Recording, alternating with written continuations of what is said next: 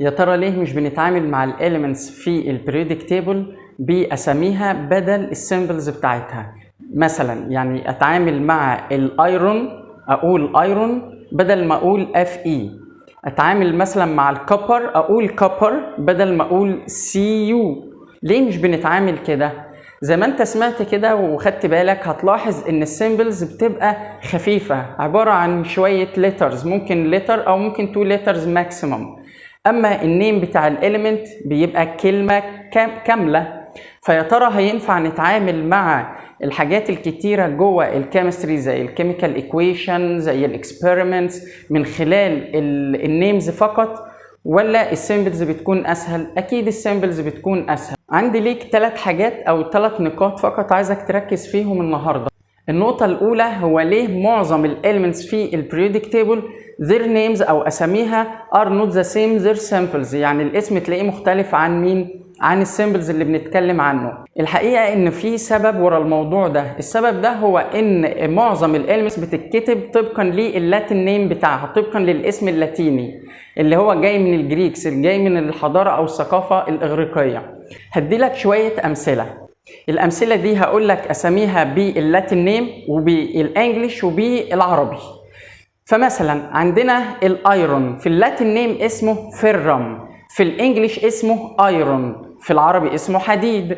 طيب هو السيمبل بتاعه ايه؟ اف اي. دور كده على واحده فيهم هيكون فيها الايرون اف اي، هتقول لي كلمه فيرم اللي هي اللاتيني، يبقى اف اي جايه من كلمه فيرم اللي هي اللاتين نيم. مثال كمان الكوبر في اللاتين نيم اسمه كابرام، وفي الانجليش اسمه كوبر، وفي العربي اسمه نحاس.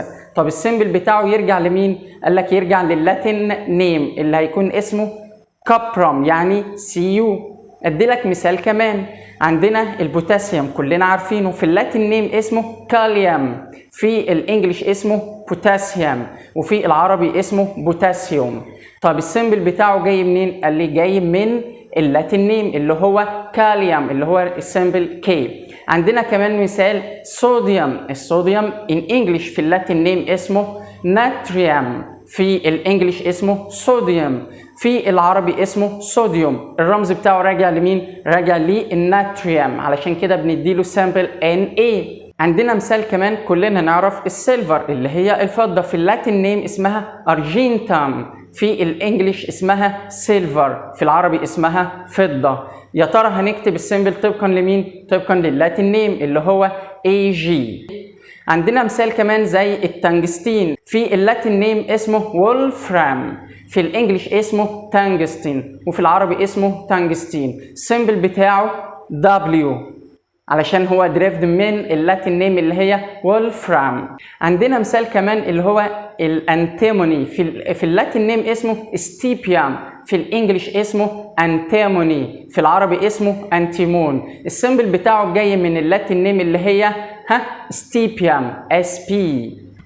مثال كمان الميركوري، في اللاتين نيم اسمه هيدراجرام، في الانجليش اسمه ميركوري، في العربي اسمه زئبق، علشان كده هتلاقي السامبل بتاعه HG اللي هو جاي من اللاتين نيم. وغيرها كتير جدا من ايه؟ من الاليمنتس. اظن كده انت عرفت النقطة الاولى معايا، وهي ان ليه السامبل او ليه النيم بتاع الاليمنت مختلف عن السيمبلز بتاعته. النقطة الثانية هو ليه في elements بتتكتب في السيمبلز بتاعتها ب1 لتر وفي elements ثانية بتتكتب 2 letters.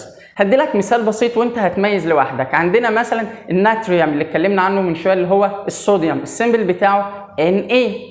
عندنا حاجة كمان بتبدأ بالN زي نيون اللي هو النوبل جاس، نيون Ne. عندنا مثال كمان بيبدأ بالN زي النيتروجين N. عندنا مثال كمان بيبدأ بالN زي النيكل، وعندنا أمثلة كتيرة جدا بتبدأ بالN. خدت بالك هو احنا ليه بنقول مرة لتر ومرة نقول 2 letters؟ علشان نميز ما بين الالمنتس وبعضها. فمش معقول هسمي الناتريوم اللي هو الصوديوم والنيون والنيتروجين والنيكل وغيرها من الالمنتس كلهم بنفس الاليمنت ايه او بنفس اللتر N. لازم ازود لتر كمان علشان اميز الصوديوم Na عن النيون Ne، عن النيتروجين N، عن النيكل Ni. وهنا تبقى عرفت هو احنا ليه بنكتب الاليمنتس مره ب1 لتر، او في بعض الاليمنتس بيتكتب ب2 لترز، ودي كانت النقطه الثانيه.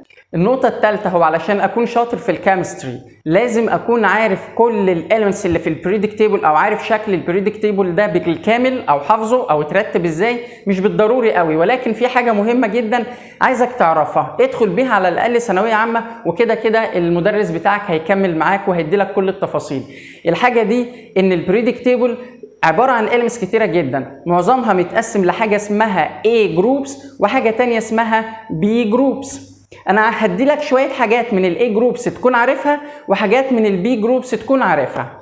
الحاجات اللي من ال A groups اللي لازم تكون عارفها وهي جروب 1A اللي بتبدأ بالهيدروجين، بعدين الليثيوم، بعدين الصوديوم، بعدين البوتاسيوم، بعدين الرابيديوم، بعدين السيزيوم، واخيرا الفرنسيوم. والفرنسيوم ده مش ضروري قوي تكون عارفه. 2A ودي بتبدا بالبريليوم، بعديه على طول المغنيسيوم، بعديه على طول الكالسيوم، بعديه الاسترونشيوم، بعديه الباريوم. مش ضروري تعرف حاجه غير كده. عندك بعد كده جروب 3A ودي لازم تكون عارف فيها حاجتين بس، البورون والالومنيوم، مش ضروري تعرف حاجه ثالثه. عندي بعد كده جروب 4A وتكون عارف فيهم الكربون، عارف فيهم السيليكون، عارف فيهم التن اللي هو القصدير، عارف فيهم الليد، وهو ده الليد اللي هو الرصاص، وده بيعتبر هيفي ميتال موجود في جروب 4A. جروب 5A تكون عارف منها النيتروجين والفوسفورس بس. جروب 6A تكون عارف فيها الاكسجين والسلفر. جروب 7A بنسميها هالوجينز، تكون عارفهم كلهم، فلوراين، كلوراين، بروماين، ايوداين. جروب 8 او الزيرو جروب اللي هي النوبل جاسس، ولازم تكون عارفهم كلهم، هيليوم، نيون، ارجون، كريبتون، زينون، رادون. ودول كده جروبس الاي. ننقل بعد كده على البي جروبس، ودول موجودين في الميدل اريا ان بريودك تيبل، هتلاقوهم في المكان اللي في النص ده. اول جروب فيهم بتبدا او اسمها 3B في المنهج ان شاء الله هنعرفك هي ليه اسمها 3B، ليه مش 1B. جروب 3B مطلوب منك تعرف فيها السكانديوم، اللانثانيوم، والاكتينيوم، مش عايزك تعرف اكتر من كده. جروب 4B ودي فيها التيتانيوم بس، مش عايزك تعرف حاجه تانية. جروب 5B ودي موجود فيها الفاناديوم بس، ما تعرفش حاجه تانية. جروب 6B ودي موجود فيها الكروميوم، ده اللي تعرفه هو، والموليبدينم. جروب 7B ودي تعرف فيها المنجنيز فقط. جروب 8 وتعرف فيها الايرون والنيكل والكوبالت.